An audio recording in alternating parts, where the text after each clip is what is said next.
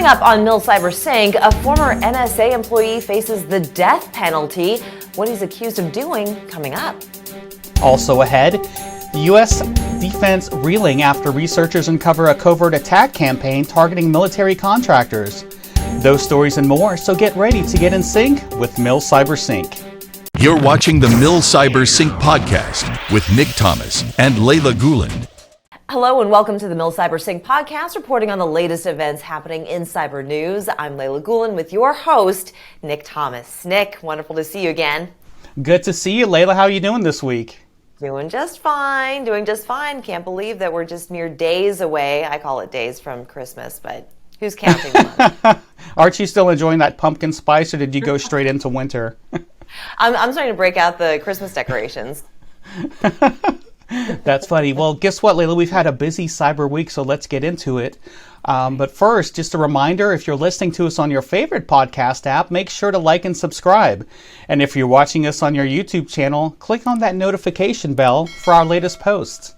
And with that, a former National Security Agency employee is behind bars for allegedly spying on the U.S. government on behalf of a foreign government.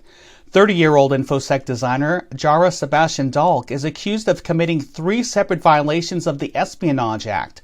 Law enforcement alleged that the violations were committed between August and September of 2022 after he worked as an information system security designer at the agency earlier that summer. Dahlk allegedly used an encrypted email account to leak sensitive and top-secret documents he obtained while working at the NSA to an individual who claimed to have worked for a foreign government. Dahlk was arrested in Denver, Colorado upon arriving at the location where he and an undercover agent agreed to exchange documentation for $85,000 in compensation. Dahlk could face the death penalty or life in prison. Layla? Well, sophisticated hackers have infiltrated a likely U.S. military contractor and maintained persistent long-term access to their system. U.S. cybersecurity, law enforcement, and intelligence officials revealed the breach had occurred nearly a year ago when CISA responded to a report of malicious activity on an anonymous defense industrial base sector organization's enterprise network. Officials say after the break-in, hackers leveraged an open-source toolkit known as Impacket to programmatically construct and manipulate network protocols. Nick. Well, Layla, the digital intruders used a custom data exfiltration tool called Covalent Stealer to pilfer sensitive data and exploited a Microsoft Exchange vulnerability on the defense organization's server to gain remote access. From there, the hackers used the compromised company accounts to further infiltrate the targeted organization. CISA, the FBI, and the NSA recommend the Defense Industrial Base and other critical infrastructure organizations implement the mitigations detailed in the advisory. Well, a recent cyber attack campaign is highlighting the increasingly sophisticated nature of cyber threats targeting defense contractors in the U.S. and elsewhere. The covert campaign, tracked as Steep #Maverick, has hit multiple weapons contractors in Europe in recent months, including potentially a supplier to the U.S. F-35 Lightning II fighter aircraft program. What makes the campaign noteworthy, according to the security vendor, is the overall attention the attackers paid to operation security and to ensuring their malware is hard to detect, difficult to remove, and challenging to analyze. The PowerShell-based malware stager used in the attacks have featured an array of intersecting tactics, persistent methodology, counter-forensics, and layers of obfuscation to hide its code. The Steep #Maverick campaign appears to have launched in late summer with attacks on 2 high-profile defense contractors in Europe. This campaign is only the latest in a growing number that have involved state-backed actors operating out of China, Russia, North Korea, and other countries. Nick. A $26 million contract has been awarded to a global supplier of network cybersecurity services to provide the Pentagon and the entire federal government access to the company's high interaction deception technology for active cyber defense. Countercraft is a San Sebastian, Spain-based company and creator of the deception platform, which creates automated digital breadcrumbs to bait hackers into thinking they are penetrating computer networks.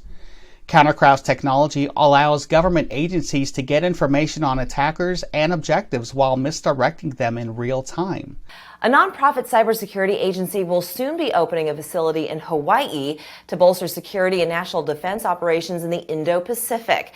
MITRE, which operates federally funded centers that assist the U.S. government with science research, development, and systems engineering, will support Hawaii and Indo-Pacific priorities of the U.S. Department of Defense, U.S. Indo-Pacific Command, and intelligence community and international allies.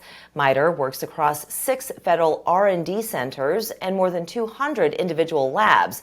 It says the partnership will focus on advancing marine technology, enhancing cyber defense, strengthening climate resilience, addressing natural resource management, and testing energy technologies. The U.S. sees the Pacific as a key strategic region as Washington works to counter China's growing influence. Nick.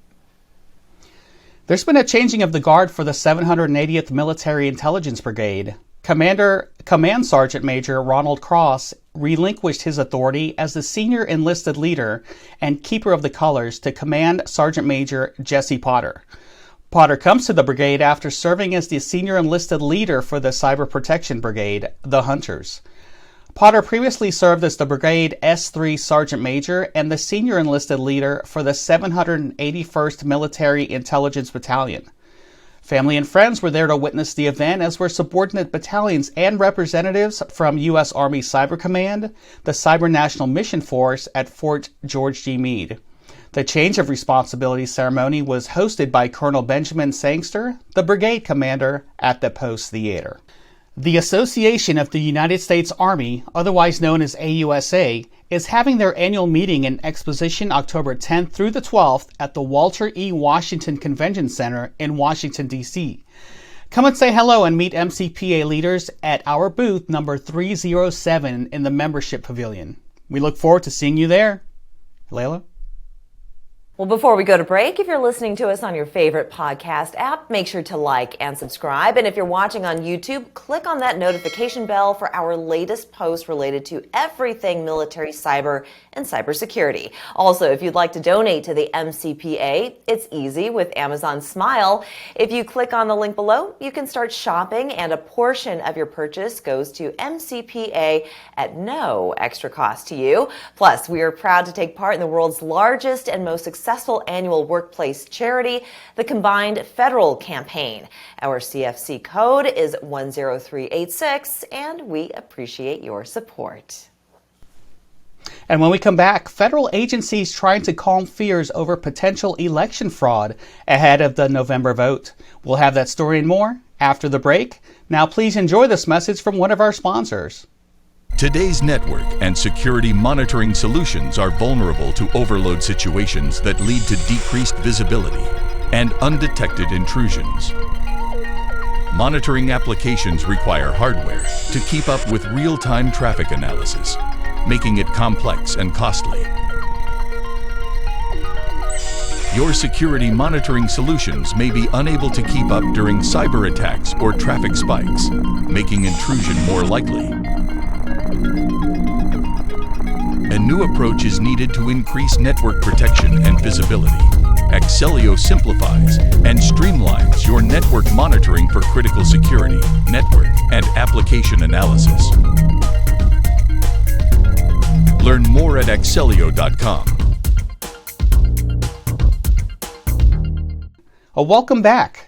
The U.S. Department of Defense is on track to award its pivotal Joint Warfighting Cloud Capability contract by the end of the year.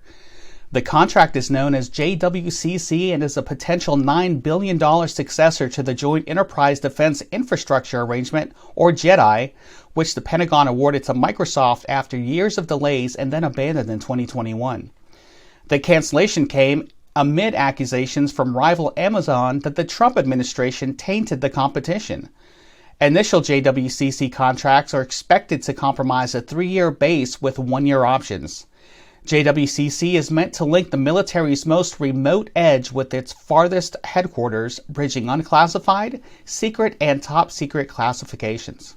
Layla? Well, the U.S. Army is rolling out Google Workspace for soldiers following months of quiet testing. Workspace is a solution for a shortfall of Microsoft 365 licenses that could have left thousands of troops without access to email or other collaboration tools. Google announced in July its Workspace package achieved IL4 authorization, a security requirement tied to the handling of critical infrastructure, defense, intelligence, finance, and proprietary business information. Up to 250,000 troops will receive the new service. Google Workspace is already used by the Air Force Research Laboratory and various other federal entities. The Army Software Factory was also an early adopter. Now they'll be permanent Google users. Google and Microsoft are also in competition for the joint warfighting cloud capability, the follow-up to the failed Joint Enterprise Defense Infrastructure, or JEDI, venture. Nick. A cyber operations officer is on a mission to see defensive cyberspace ops evolve. Captain Zachary Shevchek is a cyber operations officer with 3 years of experience in defensive operations. He says it's time for next steps, including identifying the right metrics, particularly measures of effectiveness, and incorporating them into its operations. Following nearly 20 operations over the course of 3 years, Shevchek had not seen those operations lead to significant change in the operational environment. Layla? He believes the Army in general must make a concerted effort to incorporate meaningful MOPs and MOEs into their operations. Incorporating measures of effectiveness into cyber protection team operations would force planners to define success in an unprecedentedly transparent way, including the adoption of generally accepted measures of performance like time to investigate and remediate. He believes these basic measures would arm commanders with the knowledge to understand the actual impact or lack thereof of their operations, a necessary next step in the evolution of defensive cyberspace operations. To read the full story, go to the Modern War Institute at West Point website. Nick. CIS and the FBI have released a public service announcement to instill faith in the voting process ahead of next month's midterm elections. The agencies say extensive controls are in place to protect election infrastructure from malicious cyber activity that could disrupt or prevent voting. They say officials will be using a variety of technological, physical, and procedural controls to mitigate the likelihood of malicious cyber activity that could impact the confidentiality, integrity, or availability of election infrastructure systems or data that would alter votes or otherwise disrupt or prevent voting. Election-related misinformation included unfounded claims of compromised voting systems and inaccurate vote tabulations have circulated in some political quarters since the 2020 presidential election. The election takes place on Tuesday, November 8th. Layla? Well, at least 3 million ID theft victims are scrambling to secure their information following one of the biggest cyber attacks in Australian history. The country's second largest telecommunications provider, Optus, announced it had suffered a breach exposing the personal information of both current and past customers. The alleged hacker threatened to sell the data unless a $1 million ransom was paid. They took names, birth dates, phone numbers, healthcare, and driver's license details. The culprit, dubbed Optus Data, threatened to release the records of 10,000 people per day until the money was paid. A batch of 10,000 files has already been published. Optus could face a European Union-style system of financial penalties for companies that fail to protect their customers. Nick. Well, if you're in the car listening and would rather watch, be sure to check us out on our YouTube channel. Find us at Military Cyber Professionals Association or MilCyber.org for all our content related to all things military cyber and cybersecurity. Be sure to like and subscribe and click on that notification bell for our latest post. Also, if you'd like to donate to the MCPA, there are 2 easy ways. The first is with Amazon Smile, and by clicking the link below, you can start shopping and a portion of your purchase will go to MCPA at no extra cost to you. The second way is through the combined federal campaign. Even $1 will greatly help our mission. Our CFC code is 10386. And we thank you so much for your support. Layla? Well, that's going to do it for us. We want to thank you so much for watching. On behalf of Nick and myself, you are now in sync with MilCyberSync. We'll see you again next week. This has been the MilCyberSync podcast. Brought to you by the Military Cyber Professionals Association. If you're listening to us on your favorite podcast app, make sure to like and subscribe. And if you're watching us on YouTube, click on the notification bell for our latest posts.